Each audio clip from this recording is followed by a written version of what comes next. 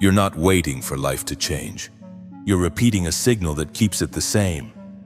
Right now, without realizing it, you are broadcasting a pattern so consistent that reality has no choice but to reflect it back to you. And the reason things feel stuck isn't because nothing is happening. It's because everything is responding too accurately. You're already inside the system. You are not standing outside of life, observing it from a distance. You are inside it, fully immersed, influencing and being influenced at the same time. There is no separate place where reality is being decided.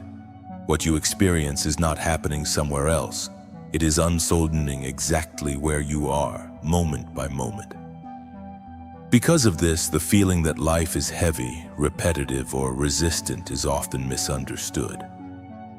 Most people assume something is blocking them or that they are somehow disconnected from what they want. But the truth is the opposite. That sense of repetition is not disconnection. It is a sign of deep involvement. It shows that something consistent is already in motion. Every pattern you notice, every delay that frustrates you, every situation that seems to repeat itself is not random. It carries information. It reflects something stable that has been present long enough to shape outcomes. Life is not guessing what to give you. It is responding to what is already being expressed in a steady way. The difficulty is that most people focus only on what is happening externally. They try to change situations, fix results, or control outcomes, believing that effort applied outward will solve the problem. But what is happening on the surface is only the visible part of a deeper process. If you slow down and observe carefully, you may start to notice that certain experiences feel familiar, even when they appear in different forms. The details change, but the underlying pattern remains similar. This is not coincidence. It is consistency showing itself in different ways. Once you begin to see this, a different perspective opens. Instead of asking why things keep happening, you start asking what is being repeated beneath the surface. And that question begins to shift your attention from trying to control reality to understanding how it is already responding. The hidden problem isn't effort. Most people believe that if something isn't working, the solution is to increase effort. They assume they need to think more clearly, believe more strongly, or stay more consistent with their intentions. So they push themselves harder. They repeat the same goals, try to stay positive, and attempt to eliminate doubt through discipline. At first, this feels productive. It creates the sense that something is being done. But over time, a quiet frustration begins to build, because despite all the effort, the results don't shift in a meaningful way. And when that happens, the conclusion often becomes personal. It starts to feel like a lack of ability or a failure to do things correctly. But the real issue is not about how much effort you apply. It is about the quality of what is being expressed internally. At any moment, you are not sending a single clear signal. You are expressing a combination of reactions, expectations, and emotional patterns all at once. And for most people, these elements do not fully match. One part of you may be focused on moving forward, while another part is preparing for things to go wrong. You may imagine improvement, but at the same time feel tension or hesitation in your body. This creates a split that is not always obvious, but it is always active. From the outside, it appears as if you are trying to create change. But internally, there is a mixture of movement and resistance happening together. And when signals are mixed, they do not build momentum. They interfere with each other. This is why increasing effort does not solve the problem. It often strengthens the intensity of the signal without improving its clarity. The result is more energy being applied to a pattern that remains unchanged. And as long as that pattern stays the same, the outcomes tend to repeat in similar ways. The signal is your state, not your thoughts. It is common to believe that thoughts are the primary force shaping experience. People focus on thinking positively, setting clear intentions, and maintaining the right mindset. While thoughts do play a role, they are not the strongest signal being expressed. What carries more influence is your internal state. This includes your physical condition, emotional tone, and the level of tension or ease present in your system. Long before a thought is fully formed, the body has already responded. These responses are subtle, but they are continuous. If your system is calm and steady, the signal being expressed is very different from one that is tense or guarded. Even if the thoughts are similar, the underlying state changes how those thoughts are carried and how they influence your actions and interactions. You can notice this directly. When you imagine something you want, your mind may create a clear picture of it. But if you pay attention to your body at the same time, there is often a different reaction. There may be tightness in the chest, a slight holding of breath, or a sense of uncertainty that appears automatically. That reaction is not random. It is information, and in many cases it reveals a pattern that does not fully support the thought being imagined. The mind may be moving forward, but the body is holding back. This is why focusing only on changing thoughts has limited impact. Thoughts can shift quickly, but the body changes more slowly. It relies on repeated experiences to update its responses. Until that happens, the dominant signal remains the same. Understanding this changes where you place your attention.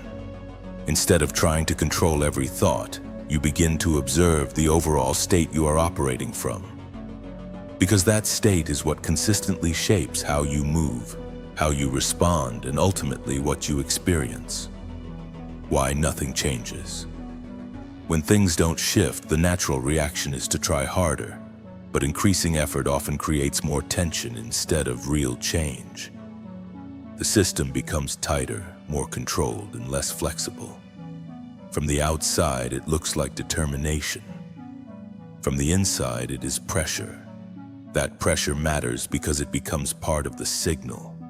When your internal state is filled with urgency, waiting, or the need to make something happen, those conditions are what get repeated.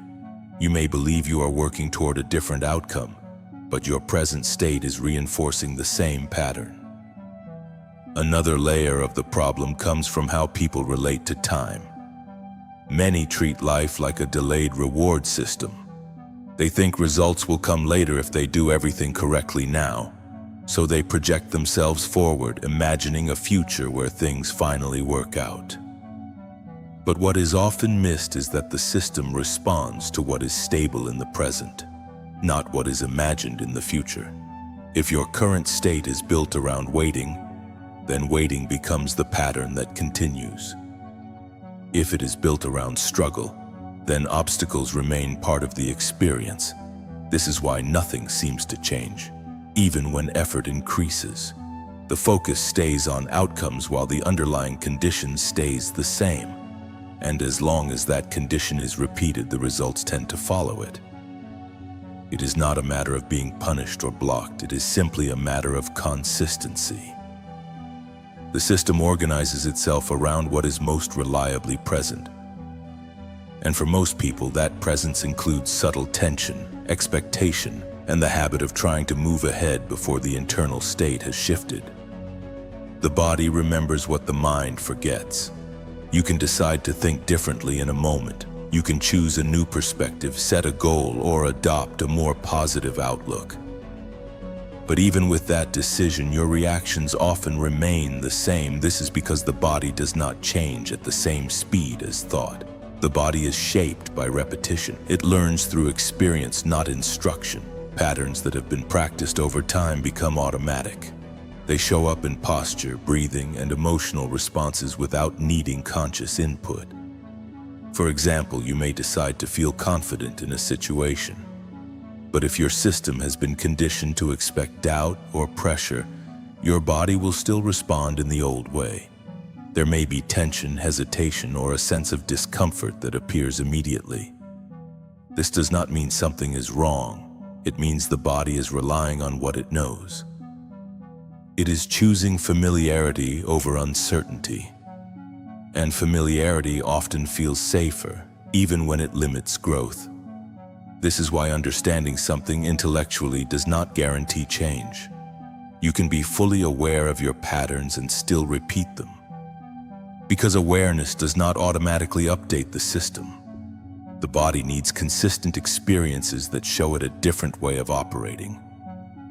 Until that happens, the old responses continue to run in the background. They shape how you act, how you interpret situations, and how you respond to challenges. And since these responses are consistent, they become part of the signal that keeps producing similar outcomes. Real change begins when the body starts to experience something new often enough for it to become familiar, not through force, but through repetition and stability. When that shift begins, the signal changes naturally, and the patterns that once felt fixed start to loosen. Control is the trap. At a certain point, when people begin to understand that reality responds to patterns rather than simple desire, they make a very predictable move. They try to take control of the process. It feels logical. If outcomes are shaped by signals, then managing those signals should produce better results. So they become more intentional, more watchful, more involved in everything they think and feel. On the surface, this appears responsible. It feels like awareness is increasing, but underneath, something subtle starts to tighten. The system becomes less natural and more forced. Instead of allowing responses to emerge, there is constant monitoring. Every reaction is questioned, every emotion is evaluated, every moment becomes something to manage. This is where control quietly turns into interference. In complex systems, too much control does not create better outcomes. It reduces flexibility. It limits the range of possible responses.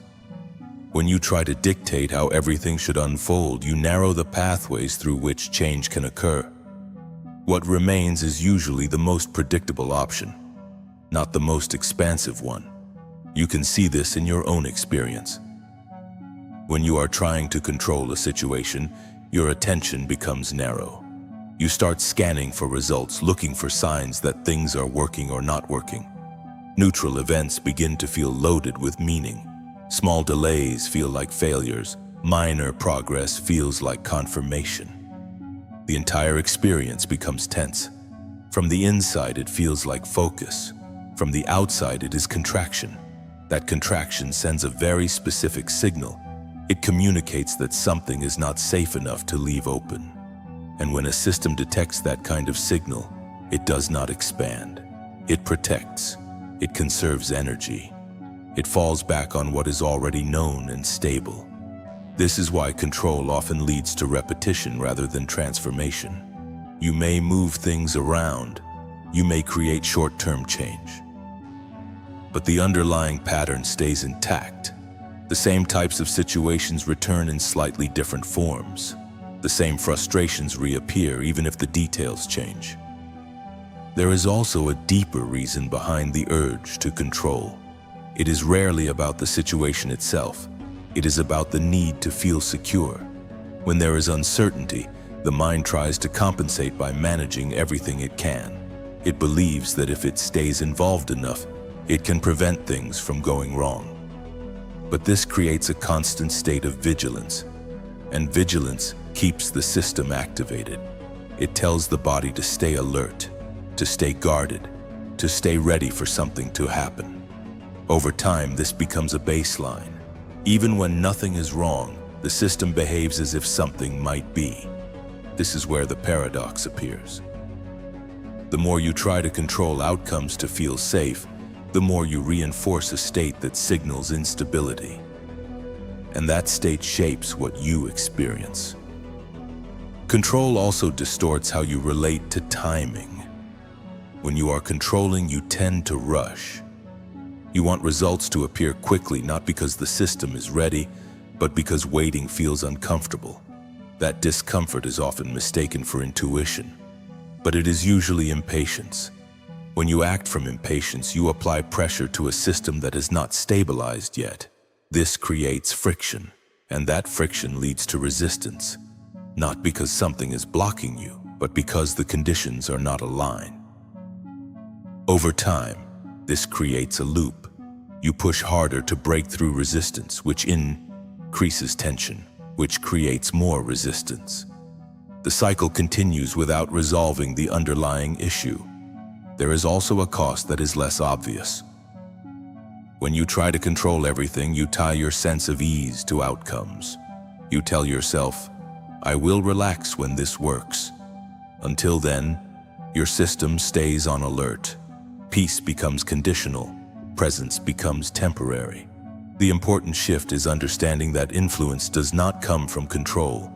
It comes from alignment, not forcing the system but allowing it to organize around a clear and stable condition. Control tries to dictate results. Alignment allows results to emerge. When control begins to loosen, something changes. The system becomes more responsive. Instead of reacting to everything, you start noticing more. Subtle signals that were previously ignored become visible. You begin to adjust rather than force. This is not passivity, it is a different kind of engagement. One that is flexible, aware and responsive instead of rigid and demanding. And as this shift happens, you start to see that what has been shaping your experience most consistently was never your effort or your strategy. It was the pattern you were holding underneath all of it. The real shift, coherence. If the problem is not a lack of effort and not a lack of control, then the question becomes very simple. What actually changes the system? The answer is coherence. Coherence is what happens when different parts of you stop working against each other. When your thoughts, your emotions, and your physical state begin to align in the same direction. It is not about being perfect or always feeling good. It is about reducing internal conflict. Most people live in a state of low-level contradiction without realizing it. They think about moving forward but feel hesitation in their body. They imagine improvement but expect disappointment at the same time. They say yes mentally while something deeper is saying no. These contradictions are often subtle. They do not appear as dramatic conflict. They show up as small tensions, slight resistance, or quiet doubt. But because they are consistent, they shape the overall signal. When coherence is absent, energy is divided.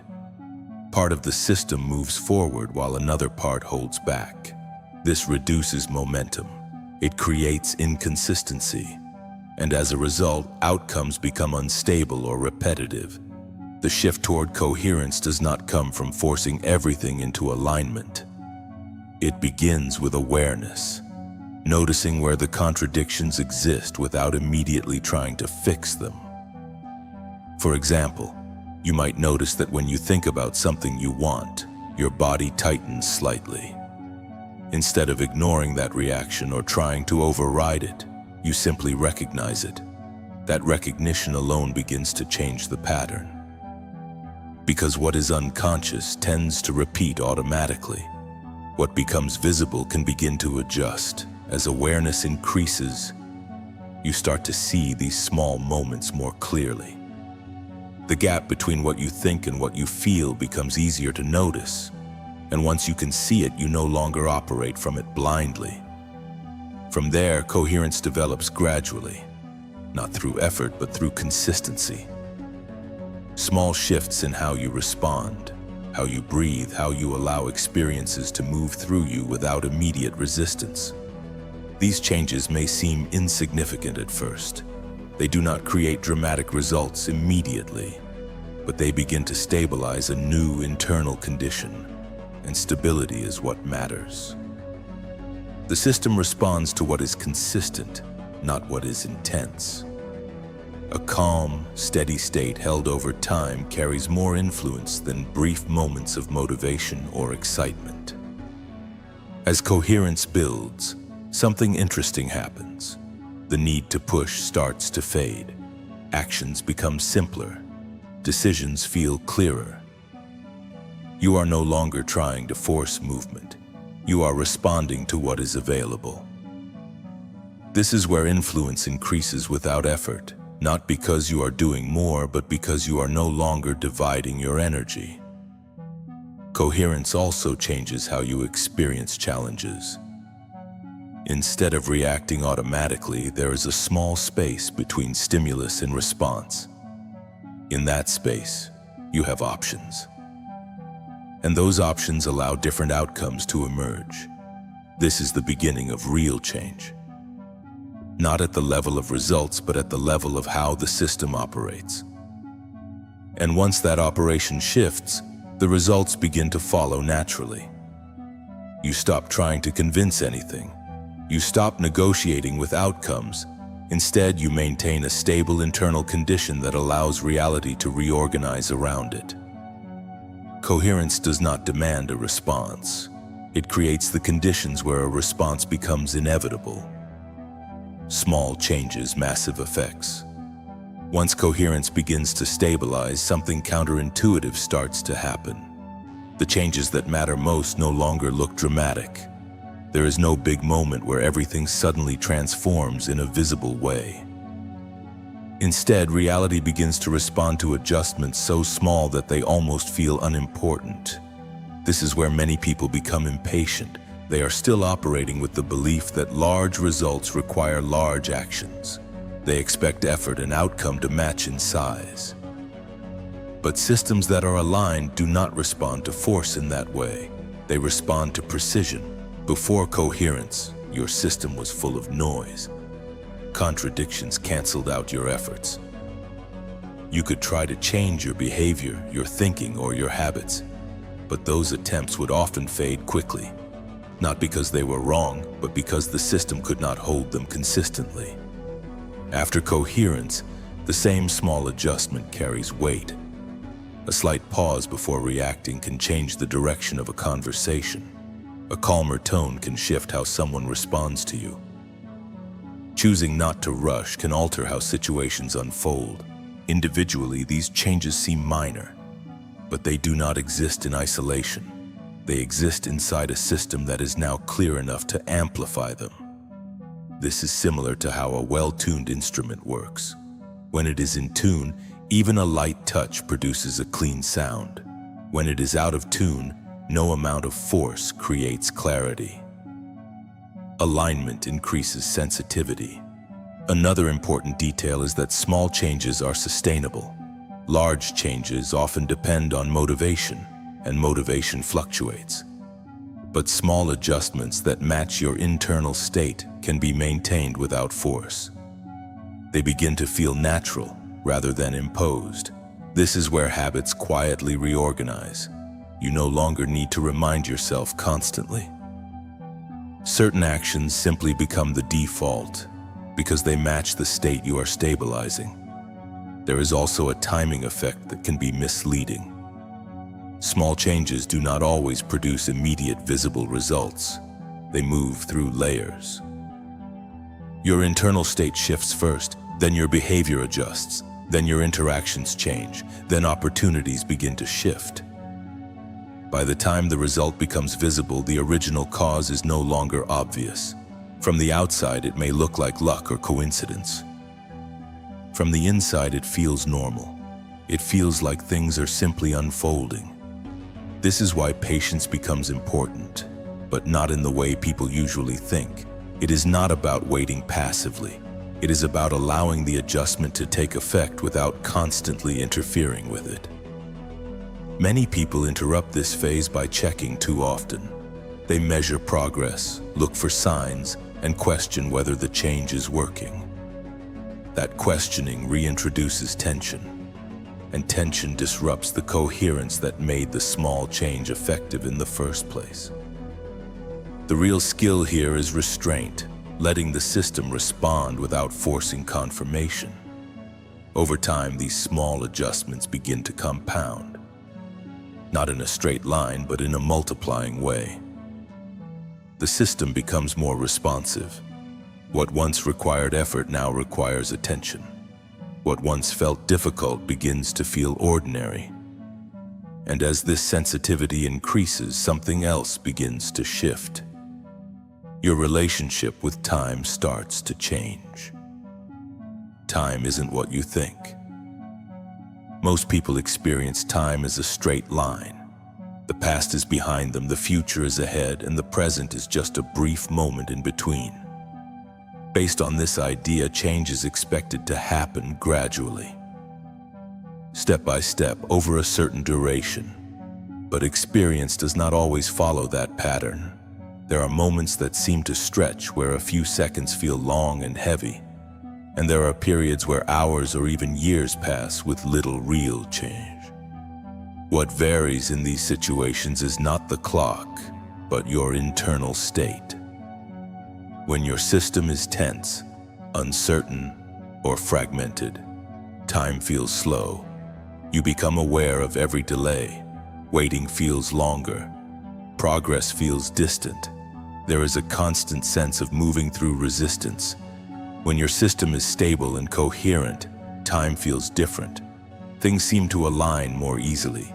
Events connect without force. What once felt far away begins to appear without the same sense of waiting. This does not mean time itself is changing.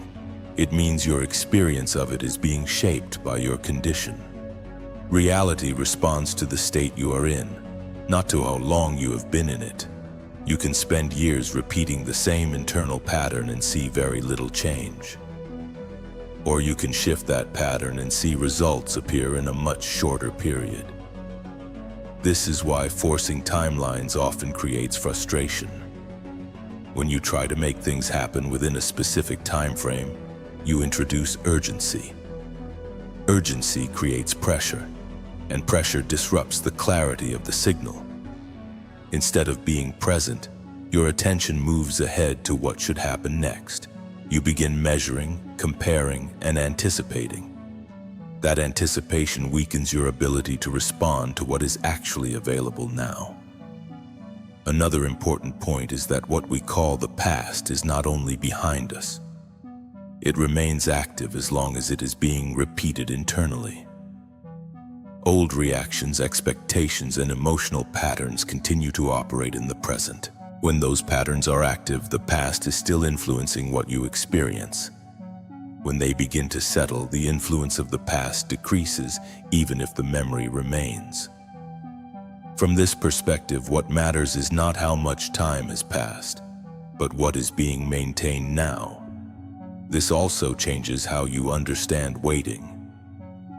Many people believe they are waiting for something external to change before they can feel at ease, but the act of waiting itself becomes a state. It signals that something is not ready yet, and that signal tends to be repeated. When waiting drops and presence increases, the system shifts. You begin to act from what is available instead of from what is missing, and that changes how situations unfold. Progress no longer feels like something far ahead. It begins to emerge from what is already happening. In this way, time stops feeling like something you have to move through. It becomes something shaped by how you are within it. And when that shift happens, change no longer depends on how long you wait. It depends on how clearly you are aligned with what is already here.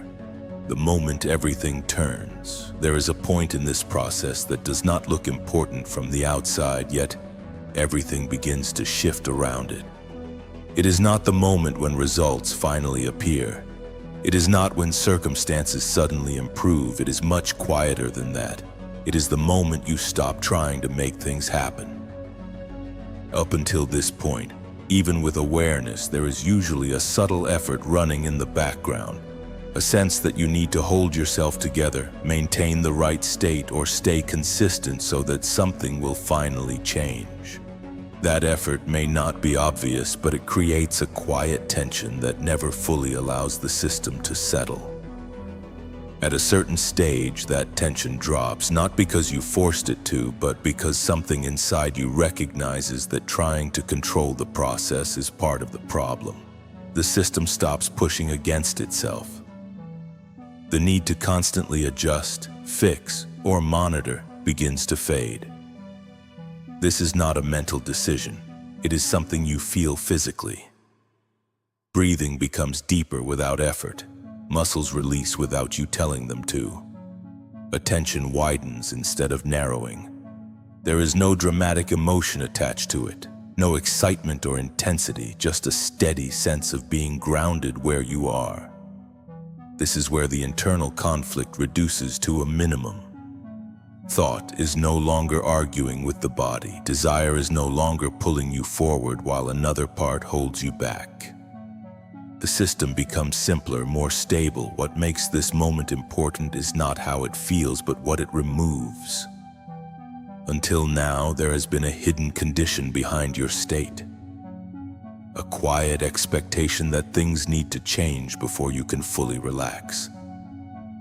Even when you were calm, there was still a part of you waiting for confirmation. At this point, that condition dissolves. You are no longer calm in order to get a result. You are calm because the system has settled into it. There is no transaction running in the background.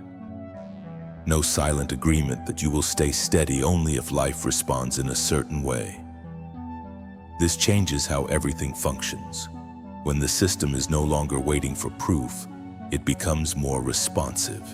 You notice more without forcing attention. You react less automatically. Decisions feel cleaner because there is less internal noise competing for control.